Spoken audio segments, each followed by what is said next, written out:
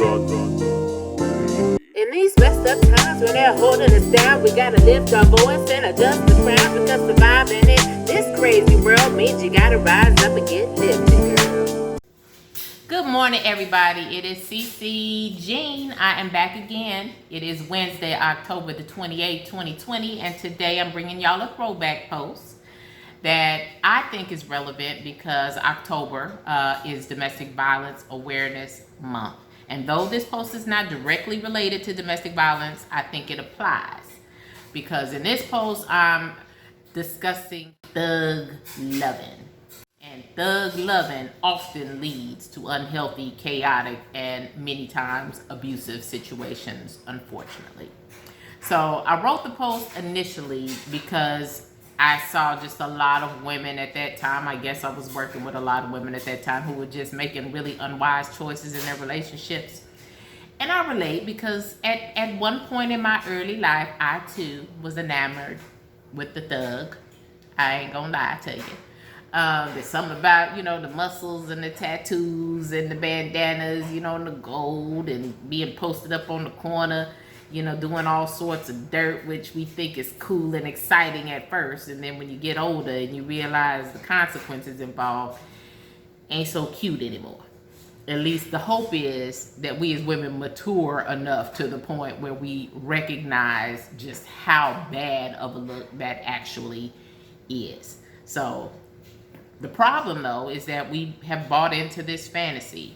Okay, we believe in, Jay-Z and Beyonce, who ain't never robbed nothing. Well, I don't know about Jay-Z, but Beyonce certainly don't know nothing about wearing no Scully, talking about Bonnie and Clyde, but we like their music, we listen to their songs, and we go, yeah, that's me, I want to be a ride or die. It's all about that thug love. And we buy into this fantasy, and the fantasy usually goes like this. Good girl meets bad boy. He goes against everything that she was raised to believe, but he's his own man and he's strong and he doesn't follow the rules, and that's exciting to us. So we get involved.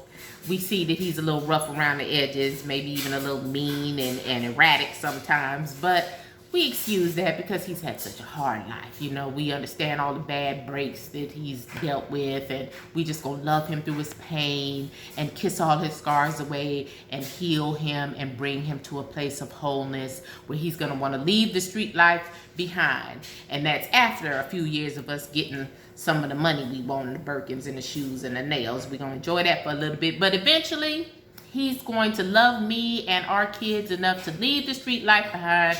He's going to marry us and take us off into the sunset, and we're never going to have to do anything illegal again. And he's going to be down for me for the rest of his life because I was the one that held him down through all those difficult years. The end. But in reality, Boo is likely to get locked up or killed. Or God forbid, you, as his ride or die, might get locked up or killed. And any children involved are in for nothing but a lifetime of pain and suffering. That is the reality. So this post is to debunk that fantasy and to say to all of my sisters, we have got to do better. Yes, I think there are plenty of good men, good black men that are out here on the street caught up in stuff. And I understand that. That doesn't mean they're bad people. But it does mean that we still have a responsibility to not enable bad behavior. If you want our men to get better, we can't keep co-signing foolishness. That's just the bottom line. If you want better out of our men, we have to expect better from our men. And that means they don't get all this love and dedication and loyalty when they're doing the wrong thing, when they're pushing poison in the community or hurting other black people. We can't be okay with that. Come on. We've got to expect more of them and expect more of ourselves if we ever want our community to heal, are my thoughts. So yes, I understand the attraction, but we got to be wiser than attraction. We don't have to be led by our private parts and our lusts. Sometimes we got to use our minds. We got to use our consciousness and our spirituality to make decisions, not just go with what feels good and exciting in the moment. Okay? So with that, I'll go ahead and give y'all today's thought, which is follow your heart, but take your brain with you. And that's from Tupac Shakur.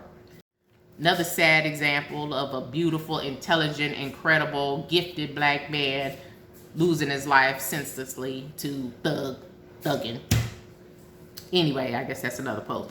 But the question for today is, are you addicted to loving dangerously? I know at one point I was a fan, like I said, but I've matured. Hopefully we all get to the point where we mature as well and start making choices that are good for us, our children, and our communities. Okay, so read today's post at www.getliftedgirl.org. You can find me on Facebook, Instagram, and Twitter. Like, share, comment, and all of that stuff. Leave your thoughts. I'd like to know what you think. But I guess that's it for today. God willing, I'll see y'all again on Friday. But y'all have a blessed Wednesday. And I'll talk to everybody soon. Peace.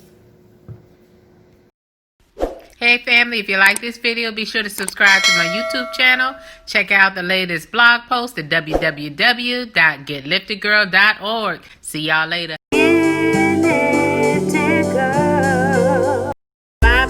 This crazy world means you gotta rise up and get lifted, girl.